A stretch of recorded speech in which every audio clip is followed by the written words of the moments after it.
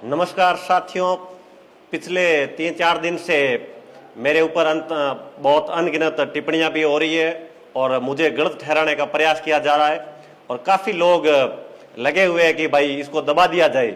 उन सबको मैं कहना चाहता हूं, मैं दबने वालों से मैं नहीं हूं।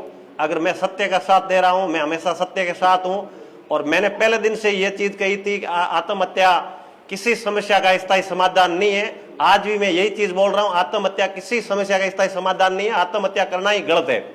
और जो हमारे माननीय एमएलए साहब रविंद्र सिंह भाटी ने जो कलेक्ट्रेट में जो करते किया, पुलिस प्रशासन की मौजूदगी में हजारों लोगों के बीच में उन्होंने अपने ऊपर पेट्रोल डाला, तो धारा 309 के तहत उनके ऊपर भी कानूनी कार्रवाई होनी चाहिए। और जिस भाई ने वो पेट्रोल की बोतल ला करके दी, उनको सुसाइड करने में जो सहयोग प्रदान किया, धारा 306 संविधान के तहत उनके ऊपर भी कार्रवाई होनी चाहिए। मैं आने वाले समय बहुत बड़े खुलासे करूंगा। आपने पिछले 2-2.5 साल में कितने क्या कारनामे किए और 99% धरने आपके कंपनियों के खिलाफ थे और आपने इन धरनों में का अंतिम रिजल्ट यही रहा कि आपने धरने समाप्ति के तहत जाते जाते आपने कंपनी से साठगांठ कर ली और करोड़ों रुपयों की आपने प्रॉपर्टी हासिल कर ली। आपने बढ़िया आलीशान कार्यालय शिव में निर्माण कर दिया। आपने 3-3 होटल है, हरसाणी में आपकी होटल तैयार हो जा रही है।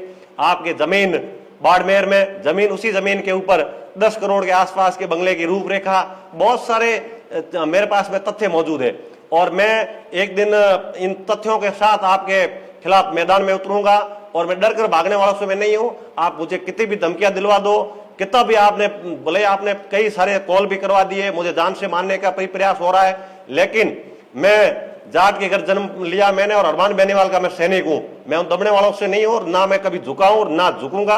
अंतिम सांस तक मैं लड़ाई लड़ूंगा।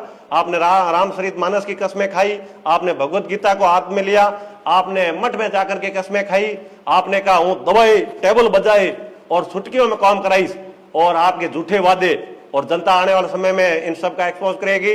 आपने जो शिव की जनता में भारी आक्रोश है, एक एक पानी की बूंद के लिए जनता तरस रही है, टूटी हुई सड़कें और हालत खराब है, मूलभूत सुविधाओं से शिव जूझ रहा है, लेकिन आप इसकी बजाय कंपनियों की दलाली करने में लगे हो, चंदा चोरी में आप अव्वल हो। आपने जो भी कार्य किया जो जनता के बीच में सारी चीजें मैं आने वाले समय में एक बहुत बड़ा खुलासा भी करूंगा।